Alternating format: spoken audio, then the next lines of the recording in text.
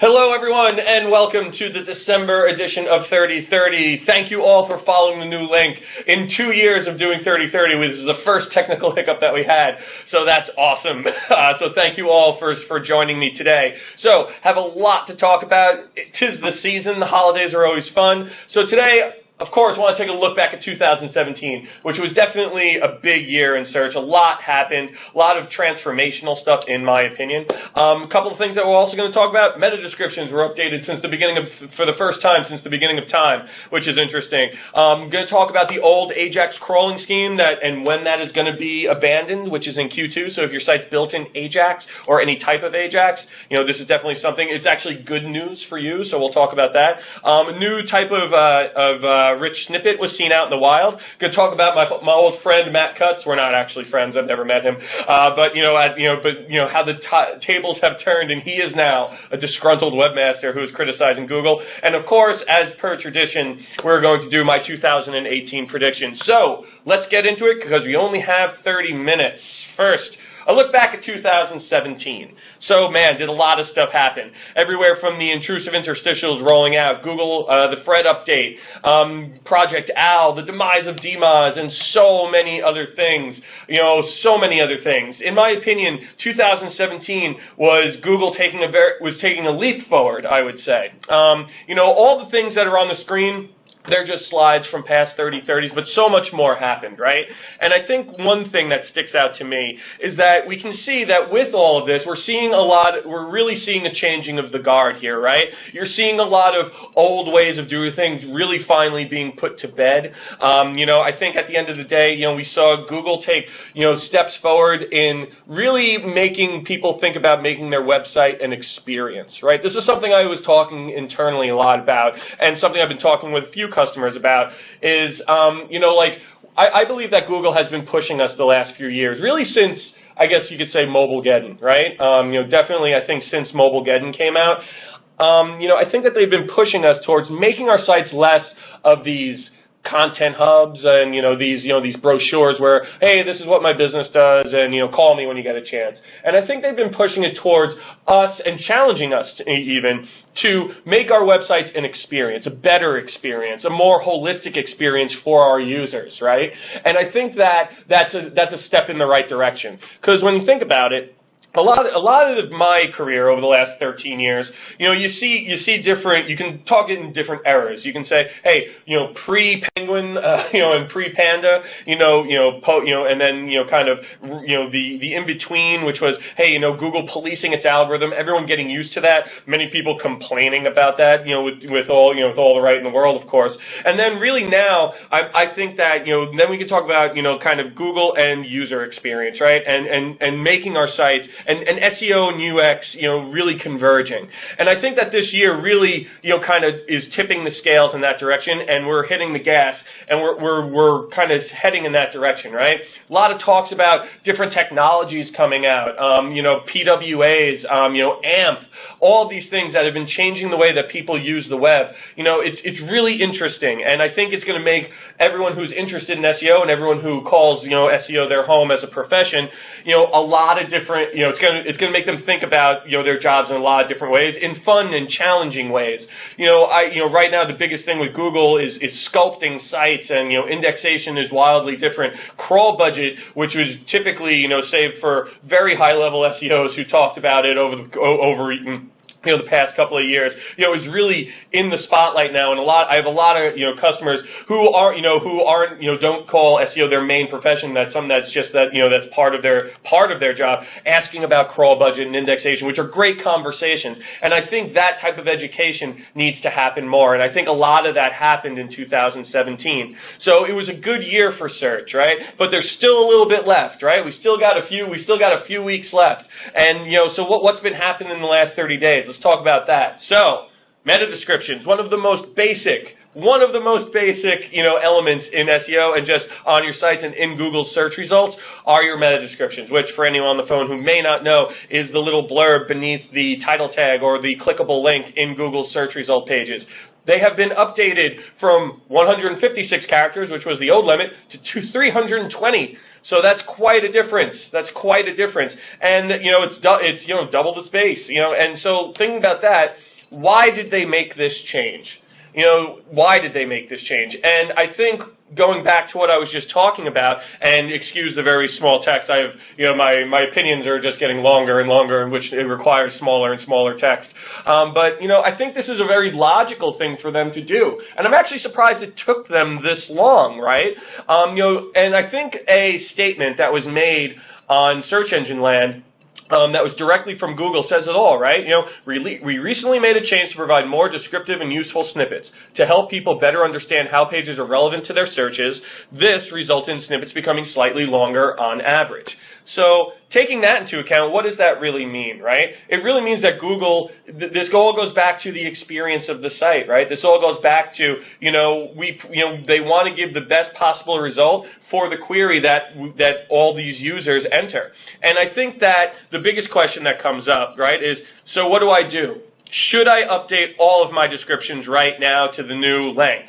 And the answer, for the most part, up until yesterday, was no, but now Google actually backtracked that. So Danny Sullivan ultimately came out and said, you should not update your meta descriptions. It is a more dynamic process, yada, yada, yada. But then John Mueller came out like yesterday, it was reported. I remember I had the presentation done and dusted, and then he came out and said, actually, you know what? You probably should, because it's more room if it makes sense for you. And of course, and the gist of this, it's not something new, right? The meta descriptions, we all know, are not a ranking factor. Everyone knows that. It's more for click-through. It's all, for click-through and messaging. It's to entice a user into your site.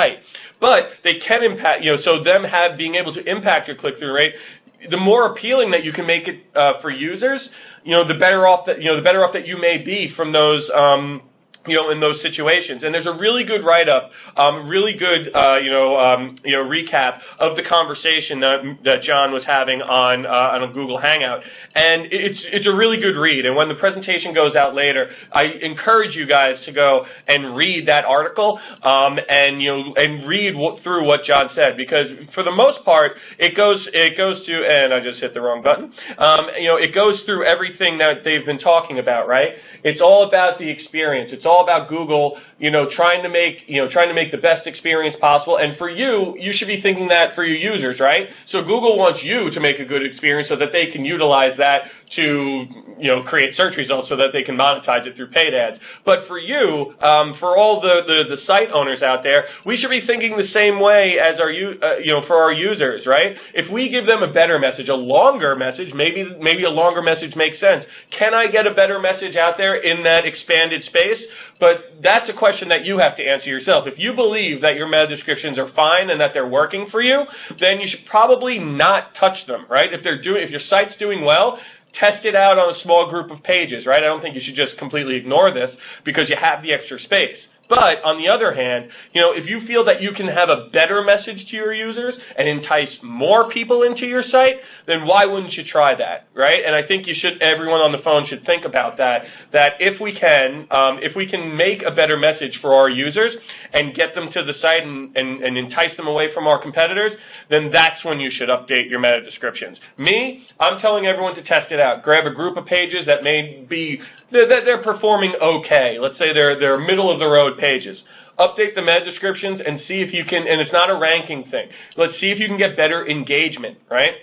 Say you got something that's ranking for 20 keywords, you got a few that are in position 2 to 5, and you think that if you got a better description, you can get people through the site into the site better. So those are the pages that you should test out and see what happens. You might get better click through, which ultimately could lead to better rankings, but again, not a ranking thing. But really think about that, and I think it's worth testing. So that's that. That's a big update that Google's made. Moving on. So something that we covered many moons ago about something that Google announced many moons ago is that they are going to stop supporting the crawling scheme, their current crawling scheme, or which is now referred to as the old AJAX crawling scheme, in Q2 of 2018. So why are they doing this? Again, they announced this in 2015. So Everyone has had more than enough time to know that this is coming, but they started to explore this back in 2009. So this, AJAX is not easy to crawl and render. That's something that I think everyone can attest to now, since this started back in 2009 and we are now just about into 2018. So Google was trying to figure out, with hashbang URLs, how to crawl and render those, and ultimately it just was not working out because they could not figure out how to properly crawl and index the hashbang URL versus the clean URL that it ultimately points to, right? So is it a good or bad thing that they are that they are moving away from this? So if you look at what they're doing right now, this is actually going to be a good thing, right? Because right now they're saying that they are actually going to be able to just render that version of the page, right? So that initial version of the URL that's coming through, they're going to be able to just render that URL. So actually, you don't have to worry about, the two different URLs, depending on how your site's built, right? So it really depends on if your site is AJAX-based or not. If it is, then this is a good thing. This means that you probably don't need to use pre-rendering software anymore if that's what you're currently doing. A lot of folks with this and with sites that are built, with Angular JavaScript and things of that nature, Google has had a hard time rendering those sites, right? So for the most part, and the solution for the most part has been to use something like pre-rendering software like prerender.io. So from that perspective, this should actually be a good thing because you probably won't have to use that software anymore. Now, that's just me. That's just my guess, and that's just my thoughts here, that we might not need those softwares anymore. Could not be the case, but but the thing is, if your site's built in AJAX, this is a good thing for you. If your site's not built in AJAX, this doesn't mean anything. It's not a big deal. It's not going to affect you at all.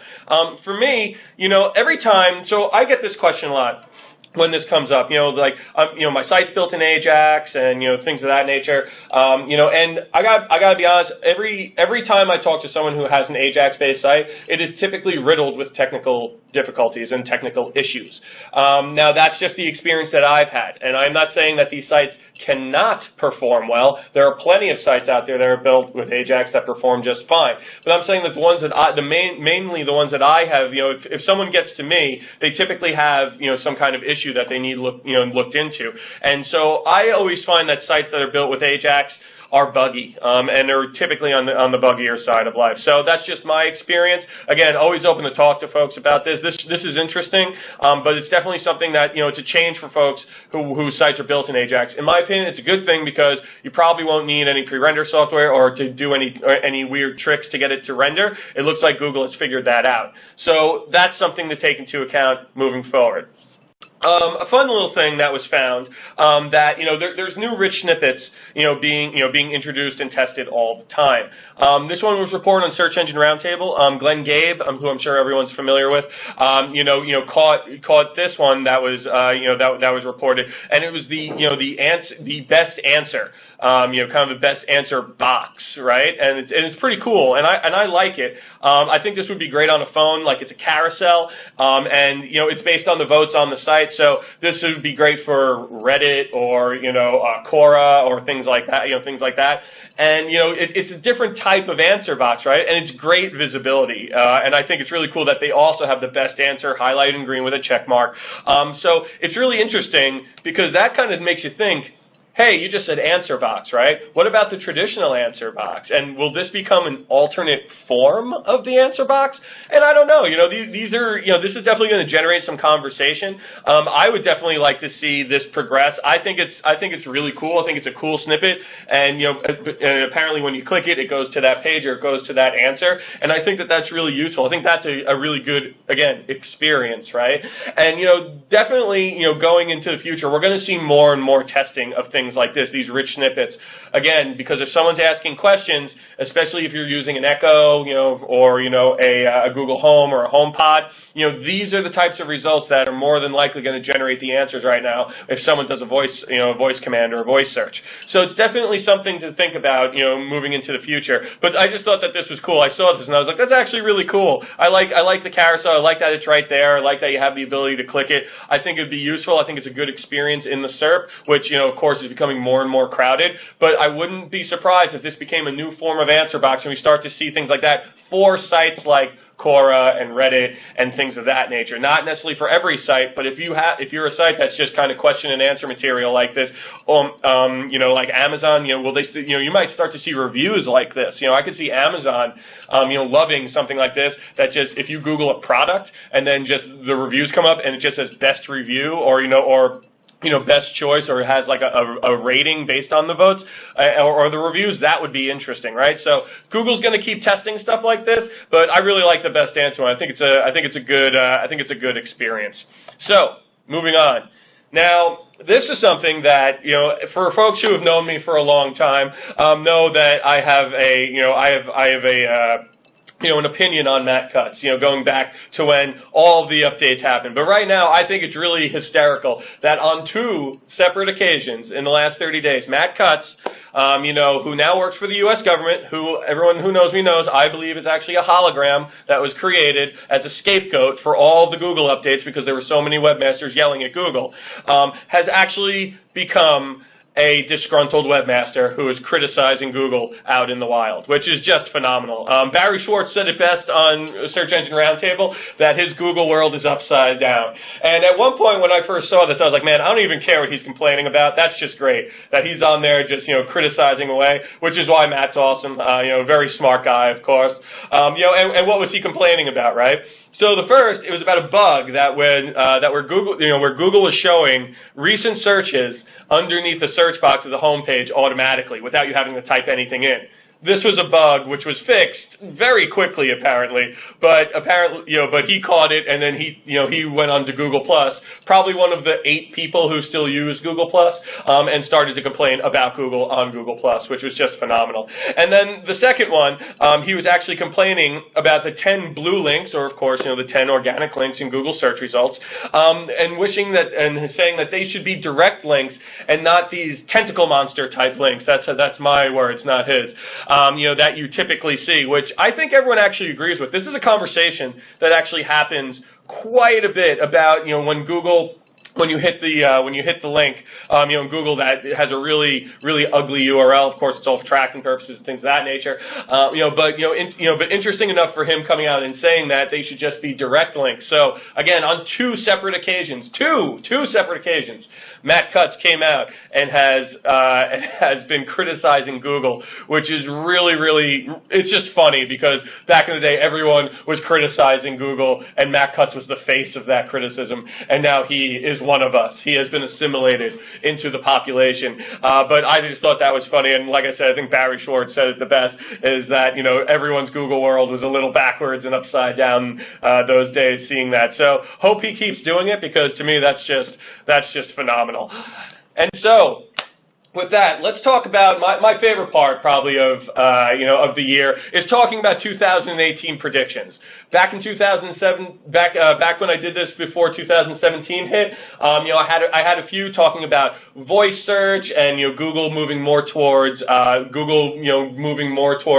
quality and things of that nature. And a couple of them came to pass. Many of them did not. But this year I think I have a pretty good handle. So let's take a gander in the old crystal ball here, right? So the first one, again, not to reiterate, but to kind of reiterate, the convergence of search and UX will continue to grow. This is something I feel very strong about, and something that I continue to become more and more interested in, and more certain of. This is something that I see every day happening, that all these little updates that they make, all these quality, quote unquote, things that they're doing, at, the mobile getting, Chrome, saying that, showing, warning signs when something's not secure, them pushing people to be secure, and all these different things. I really think that Google is pushing user experience more and more and more. And I think they should, and I think you should too. You should always want to push the experience of your site forward and make it better. And I think this is going to become more and more prominent and more important in 2018. So I think that after today, everyone should go back and take a look at their site, and ask themselves, how can I make this better? Even if it's moving around call to action, maybe you need a redesign. If you're not responsive, go responsive, right? If you still have an MDOT site, it's time to move away from that. You have to go responsive or adaptive, or even even PWA, things like that. You need to move into something that makes it a better experience. You need to move away from MDOT sites, and I think having a responsive site or PWAs, AMP, things of that nature will enhance your site, and I think that Google will start to take this into account when it's ranking your site. Now, don't take that as gospel, but that's just my thoughts. Content will no longer just be considered early stage, right? So for me, this is one that Seth and I talk about. Seth, our CEO here, Conductor, and I talk about this all the time, where, when people say early stage content, right, you're thinking blog posts and you're thinking thought leadership and things of that nature. And I think a lot of people think that that's only top of the funnel stuff. And, we did a study here, Conductor, and the numbers came back that if you have a really engaging piece of content, and I'm not talking about, and it could be anything, and I'm not talking about just a little blurb here talking about a product or something that, but you're actually creating something that solves a problem, and then your product also solves that problem. People are starting to connect with it more, right? Even though everyone's like, well, the population's attention span is shrinking and things of that nature. That's a conversation that's been going on for years. But to me, I think that I even find myself reading more on websites that have, again, a better design and a better experience on them, because I don't mind flipping through. But I think that if I'm looking for something and I find a piece of content that explains what that, that solves my problem, then offers me a solution, I would buy, or I would give that individual or that company a call to see if they could help me out. So I think that's something that we all need to think about, that, don't ignore your blog. Don't ignore being a thought leader. That's going to become more and more important this year. And I think that that's something that we've seen a trend of all, throughout 2017. But if you're not doing a lot of early stage content, or you're not doing a lot of blogs or thought leadership, and throw the term early stage content out. If you're just not writing enough thought leadership and not making yourself more visible in your space and helping your customers solve problems, then you're missing out, and you need to start focusing on that right now, because I believe in next year that's going to become extremely, extremely important, even more important than it is now, right? Okay, again, I won't rehash this. Again, the need for your site to provide an experience to users will grow. Make your site a good experience for whatever your product or service is. Again, I know I just said that about 150 times in 152 different ways, but it's very important. It's something I feel very strongly about. That make your site an experience. Don't just make it a brochure.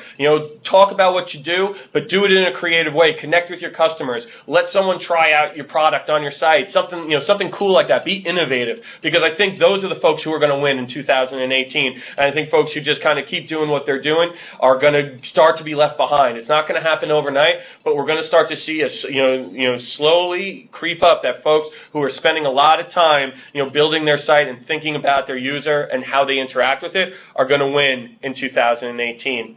And the big one that I've been talking about all year, voice search and AI will continue to evolve and influence how people search. So a big thing that I think is happening, we've talked about voice search. We know that that it's becoming more and more prevalent, right? And I always say that Google Glass was version 0, right? That was the one that was the concept that brought it to and made it real, made it a thing. And then you have Echo and HomePod and Google Home that are bringing it to the masses and that are making it commonplace, right? And like I always say that, the Echo and the HomePod and Google Home, those are the we's of voice search, right? They're not going to be the future of it, but they'll continue to evolve. But ultimately, those devices are already out of date, if you ask my opinion. And that's something that's going to continue to evolve. And we're going to see a really interesting evolution of different, of different devices coming out. And I think that it's going to come down to, it's going to be like a whole new demographic, right, of what is the device mix that people are using to search, right? Is it glasses? Is it a watch? Is it a necklace? And what are the mix of those three things? And Samsung just patented a smart contact lens. Right now it's being used for diabetes, to measure the glucose in your body. But you know what? Why couldn't that be the screen, right? Google Glass, glasses, why that could easily be made into a screen, and and then your necklace could be a microphone, and then the watch is your screen, and your watch could be another screen. So think of it that way, that in time, and especially if you're a technology company or, things of that nature, think about that. What is the device mix that people are going to be using? It'll be really interesting to see how that evolves over time and how it influences us, and ultimately how Google reports on that, right? And the last one, the one that I am very strongly predicting, is that Google will release a podcast called Search on Tap in January. So this is something we have been working on. I've hinted at it in the past. We're working on a podcast. We have a lot of great episodes already in the can. We've had a lot of great guests on. If anyone on the phone and that joins these webinars, which I'm very grateful for, would like to be a guest on Search on Tap, we are openly accepting people who want to come into the office, share a beer with us, and talk about search. It's a lot of fun. We've had a lot of great guests. Bill Sebald's already come on. John Fernandez from Contently, and Greg Garatani from 360i. We've had a lot of great guests, and we're really excited about that, but I would love more guests. I would love more people to come and hang out in the conductor offices, have a beer, and talk about search. You get a free swag bag, so definitely reach out to me, preinhardtconductor.com, and let's make it happen. So with that, the other question that I always have to answer, hey, is Google still doing those algorithm update things?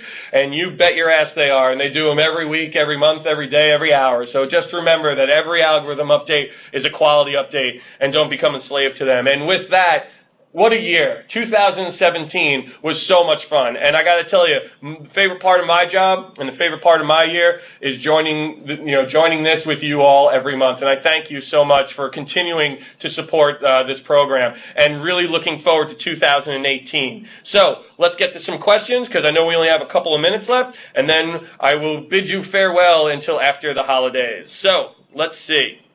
Okay.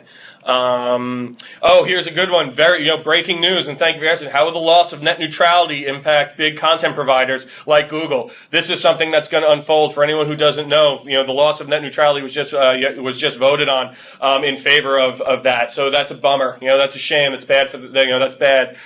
For anyone in our industry. But at the end of the day, we really don't know. I mean, it's gonna affect it, because people are gonna because these providers are gonna start bundling this into like TV stations, right? And some of your sites, like bigger sites, like who knows, say Forbes or Inc. and things like, or CNN.com, you won't be able to access it unless you have like a package with your cable company or things like that. That's what I've heard. So it's going to be really strange. It's going to be really weird, but definitely something that we're going to be paying attention to and keeping up with. I think everyone can pretty much agree that this is a bummer, but hopefully that hopefully people can we can work something out and it doesn't affect us too much. But we'll see. We'll see.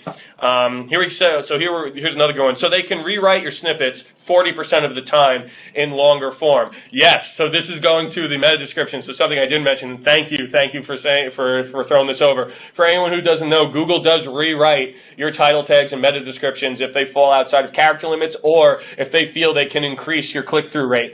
So their meta descriptions especially are a lot of times dynamic. Based on the user's query. So that's something that definitely comes into play, where at first, and it's interesting because Danny Sullivan's initial statement was, oh yeah, it's a more dynamic process, leave it at 156, and then if we want to add more, we'll pull more content from your page. So that's something to take in mind as well, that Google may just rewrite these anyway, so you may not have to do a lot of this. You may not have to do, the rewrite, because they may do it for you either way. So here we go. Hi, Pat. I believe it was actually 230 characters, not 320, according to Search Engine Land. I wish it was 320, though. Oh, I had it at 320. Let's see. No, everyone. I want to make sure I am reporting properly, of course. Thank you for putting that out. So, just going to go here, and we have it at, and I'm just going back through my notes. And it is longer search snippets are, if I get anything done right today, snippets to max 320 per Search Engine Roundtable. So I have it as 320. I will confirm that, but I'm pretty sure it's 320. So that's what we're still seeing. So seeing this, yes, it is 320. Okay, so you did. Sorry about that. Yes, it is 320. Okay, cool. Yes, did that. Okay, very good. So we got time for one more. I like this statement. Well, one thing that Matt Cutts did the best was create SERP diversity, right? You wouldn't see so many stats rankings like you see nowadays, a fair playing ground. I could not agree with you more. So Matt Cutts was always kind of the evil face of Google to a lot of webmasters, but what a lot of people don't realize is what a humongous impact he had on the way that search results are done today and why they are as clean and as fair as they are. All the updates, all the Penguin and Panda, yes, they were a pain in the butt at the time, but ultimately they made for a better search experience. So we owe him that, and we can thank him that. So with that, everyone, have a happy holiday no matter what you celebrate. I am so grateful that you join me every month. I can't wait for 2018. I will see you in the new year, and search safe. See you guys later. Bye.